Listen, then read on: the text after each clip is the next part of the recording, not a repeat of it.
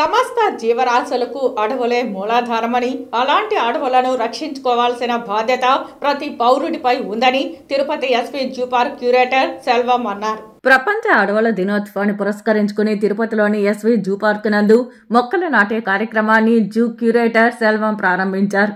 ఈ కార్యక్రమంలో పలువురు అధికారులు, విద్యార్థులు, జూ సిబ్బంది పాల్గొన్నారు.